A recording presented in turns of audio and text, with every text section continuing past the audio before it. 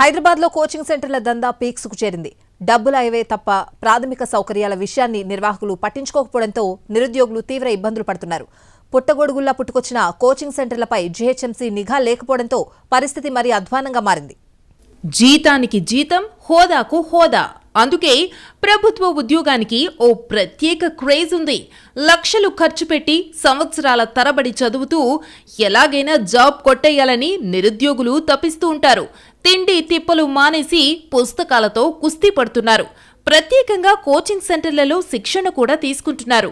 ఏకంగా రోజుకు 14 గంటలకు పైగానే కోచింగ్ సెంటర్లు స్టడీ సర్కిళ్లకే పరిమితమవుతున్నారు. ఐఏఎస్ కావాలనే తపన కొందరిదైతే గ్రూప్ 1 ఆఫీసర్ కావాలనే ఆశ కొందరిది. అందుకోసం లక్షల రూపాయలు ఖర్చు చేస్తూ కోచింగ్ సెంటర్లలో కోచింగ్ తీసుకుని స్టడీ సర్కిల్స్లలో పుస్తకాలు తిరగేస్తున్నారు.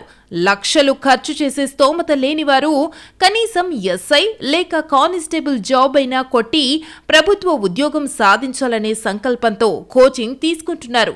తమ పిల్లలు ప్రభుత్వ ఉద్యోగులు కావాలనే కోరికతో వారికి భారమైన అప్పులు చేసి నెల నెల కోచింగ్ సెంటర్లకు, రెసిడెన్షియల్ హాస్టళ్లకు ఫీజులు కడుతున్నారు తల్లిదండ్రులు. గవర్నమెంట్ జాబ్స్కి ఎవరు ప్రిపేర్ అవుతారండి? మిడిల్ క్లాస్ ఫ్యామిలీస్ వాళ్ళు ప్రిపేర్ అవుతారు. అందరు గ్రామీణ నేపథ్యం నుంచి వచ్చిన వాళ్ళే. వాళ్ళకి ప్రైవేట్ పబ్లికేషన్స్ ఉంటాయండి. ఫర్ ఎగ్జాంపుల్ ఒక పబ్లికేషన్ ఒక బుక్కి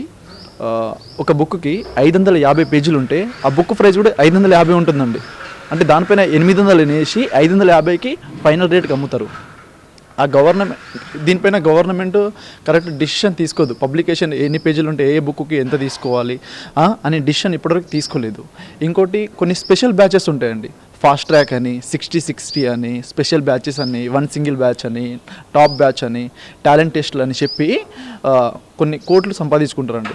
ఇది మాత్రం ఫ్యాక్ట్. మేము మాత్రం అప్పుల పాలవుతున్నాం ఇక్కడ ఉండి.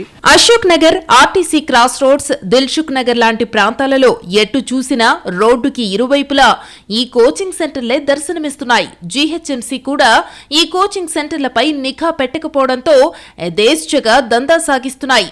చాలా కోచింగ్ సెంటర్ నిర్వాహకులు పరిమితికి మించి 100 మందిని ఒకే బ్యాచ్ లో పెట్టి పాఠాలు బోధిస్తున్నారు.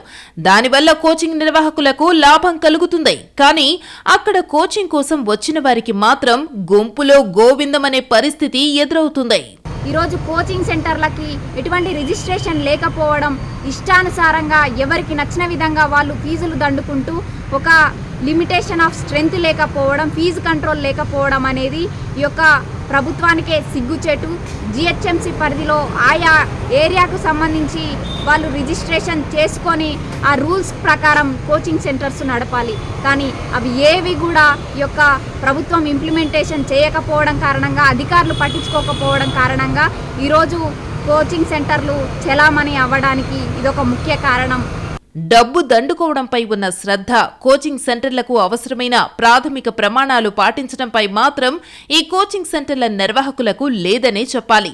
2వ అంతస్తు, 3వ అంతస్తుల్లో నిర్వహించే ఈ కోచింగ్ సెంటర్లకు ఫైర్ సేఫ్టీ పైప్ లైన్లు కానీ, ఫైర్ ఎగ్జిట్ మార్గాలు కానీ ఉండటం లేదు. ఫైర్ యాక్సిడెంట్ జరిగితే పెను ప్రమాదం సంభవించే పరిస్థితి ఉంటుందంటున్నారు.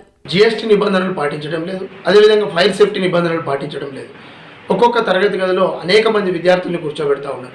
ఒకవేళ మొన్న ఢిల్లీలో సంభవించినట్టు ఏదైనా ప్రమాదం సంభవిస్తే మాత్రం విద్యార్థుల ఉద్యోగాల మాట దేవుడెరు కానీ వారి ప్రాణాలకి ముప్పు పొంచి ఉన్నది. కాబట్టి విద్యాశాఖ అధికారులు తక్షణమే ఆర్టీసీ క్రాస్ రోడ్, అదేవిధంగా అశోక్ నగర్, దిల్సుఖ్ నగర్ లాంటి ప్రాంతాల్లో ఉన్నటువంటి అనేక కోచింగ్ సెంటర్ల పైన దృష్టి సారించి వారు నిబంధనలు పాటించేలా చూస్తే ఎలాంటి ప్రమాదాలు లేకుండా విద్యార్థులు మరింతగా ప్రిపేర్ అయ్యి ప్రభుత్వం ఆశించిన విధంగా ఉద్యోగాల కల్పనలో వాళ్ళ వంతు వాళ్ళు సాధించుకునేటువంటి ప్రయత్నాల్లో సఫలీకృతులవుతారని.